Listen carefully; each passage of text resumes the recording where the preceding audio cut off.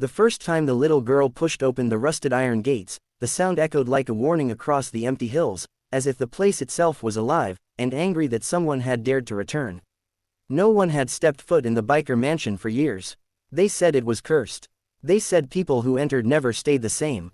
And yet, standing there in the bright, unforgiving daylight, with dust swirling in the wind and her small hands gripping a folded receipt that proved she now owned the place, 8-year-old Maren Vale stepped inside anyway. Because she had nothing left to lose. If you believe kindness can change even the darkest stories, take a moment right now to like, comment, share, and subscribe to Only Kindness, because sometimes, the smallest hearts carry the biggest courage. Maren hadn't always been alone. Just a few months earlier, her world had been loud with laughter, the rumble of engines, and the steady warmth of two people who loved her more than anything. Her parents were members of a tight-knit biker community, not the kind people feared, but the kind who protected, who fixed broken things, whether it was engines or lives. They had called her their Little Angel, a name that stuck so deeply that even strangers began calling her the Little Hell's Angel, half teasing, half admiring. But everything changed in a single, merciless night.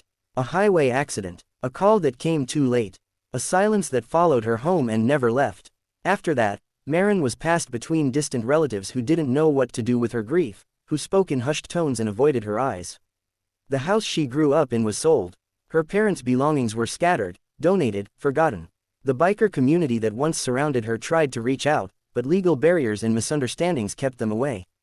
Until one day, Maren overheard something that changed everything. A crumbling estate, a former biker mansion, abandoned, unsellable, worthless, $10. It sounded like a joke to the adults talking about it. A mistake, a piece of land no one wanted because of its history, because of the rumors, because of what had happened there long ago. But to Maren, it sounded like a door.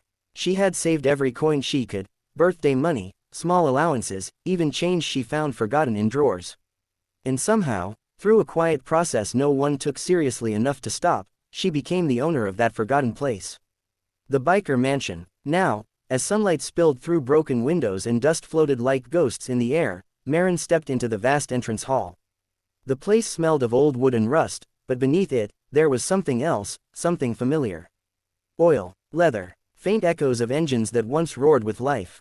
Her boots made soft thuds against the floor as she moved forward, her small frame dwarfed by towering walls covered in faded murals, symbols of brotherhood, loyalty, and stories no one had told in years. There were scratches on the wood, marks of time, and something darker too, a heaviness that settled in her chest the deeper she went. She wasn't afraid, not yet, because grief had already taken everything fear could threaten. The mansion stretched endlessly, room after room, each one holding fragments of a life that had stopped suddenly. A dining hall with long tables covered in dust. A bar with cracked bottles still lined neatly on shelves. A garage, massive and silent, where rusted tools lay untouched. It was in the garage that she first felt it, a chill that didn't belong to the warm daylight. Maren paused, her breath catching slightly as her eyes adjusted. At the far end of the garage, beneath a torn tarp, something large rested. Her heart began to beat faster, not out of fear, but curiosity. Slowly, she walked toward it, each step felt heavier, as if the air itself resisted her presence. When she reached the tarp, she hesitated only for a moment before gripping the edge and pulling it back. Dust exploded into the air, catching sunlight like sparks. And beneath it, a motorcycle, not just any motorcycle. It was pristine, untouched by time, its chrome gleaming as if it had been polished yesterday. The leather seat was smooth, the handlebars flawless, and engraved along the side was a symbol Maren recognized instantly. It was the same insignia her father used to wear. Her breath hitched. This wasn't just any abandoned mansion. This place, it was connected to her past. Her fingers trembled as she reached out, brushing lightly against the bike. The metal felt warm, impossible. Everything else in the mansion was cold, lifeless, but this was warm, like it had been waiting. That's when she heard it. A sound, not loud, not clear, but unmistakable. Footsteps. Maren froze. The garage was empty. She had checked. Slowly, she turned her head. Nothing, just shadows stretching across the floor. But then, another sound, a faint creak, like a door moving somewhere deep inside the mansion. This time, fear crept in. Not overwhelming, but enough to make her chest tighten. Someone was there, or something. For a moment, every story she had overheard came rushing back. The rumors, the whispers, the warnings, But then she remembered something else. Her father's voice. Not afraid of the dark, kiddo. Just means you haven't brought your own light yet. Maren swallowed, straightened her shoulders, and stepped away from the bike. If something, or someone, was in this mansion, she needed to find out. The hallway beyond the garage felt longer than before. Shadows clung to corners, and the air seemed thicker, heavier with every step she took. Yet, the sunlight still poured through broken windows, casting sharp beams that cut through the darkness. Daytime. It was still daytime. Whatever this place was, it wasn't hiding from the sun. That realization gave her strength. She followed the sound, moving deeper into the mansion, her small footsteps echoing softly. The creaking grew louder, guiding her toward a narrow staircase at the back of the house. The stairs looked fragile, but they held as she climbed. Each step felt like crossing into something unknown. At the top, a long corridor stretched before her, lined with closed doors. One of them was slightly open. The creaking was coming from inside. Maren approached slowly, her hand reaching out to push the door further. It swung open with a long, drawn-out groan. And what she saw inside froze her completely. The room was filled with photographs.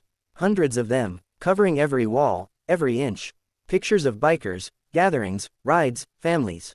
And in the center of it all, a large photo. Her parents, younger, smiling, standing among a group of people she had never seen before. But that wasn't what froze her. It was the date. This wasn't just a random place connected to bikers. This mansion had once been the heart of a community her parents belonged to long before she was born. And somehow, no one had ever told her. Her knees felt weak as she stepped further into the room, her eyes scanning the photos. There were faces filled with life, laughter, loyalty, and something else. Pain. Stories that ended too soon. And then she noticed something on the desk in the corner.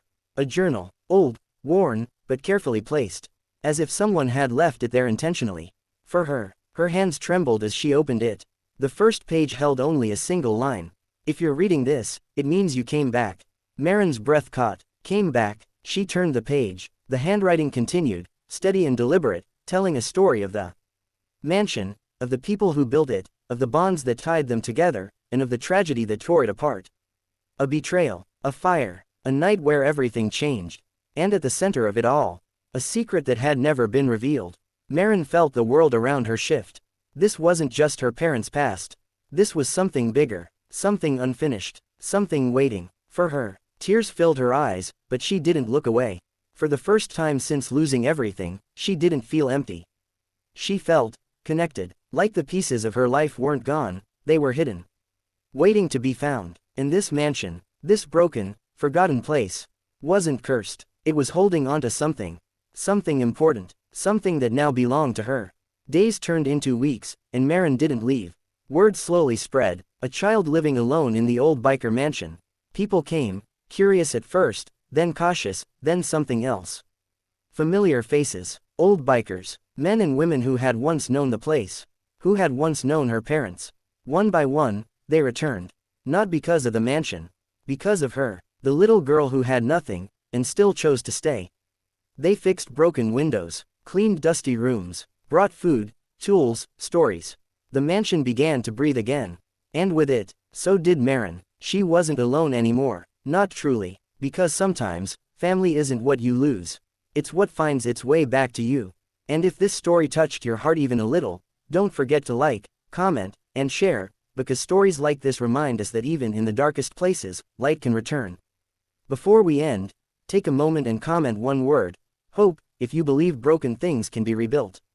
The mansion stood tall again under the golden glow of the afternoon sun, no longer silent, no longer forgotten. Laughter echoed through its halls, engines roared in the distance, and a little girl who once had nothing now stood at the center of something stronger than loss. Maren didn't just find a mansion that day. She found her past, her family, and a future she never thought she'd have. And in the quiet moments, when the wind brushed through the trees and the sunlight warmed the old walls, it no longer felt like something that froze the soul. It felt like something that saved it.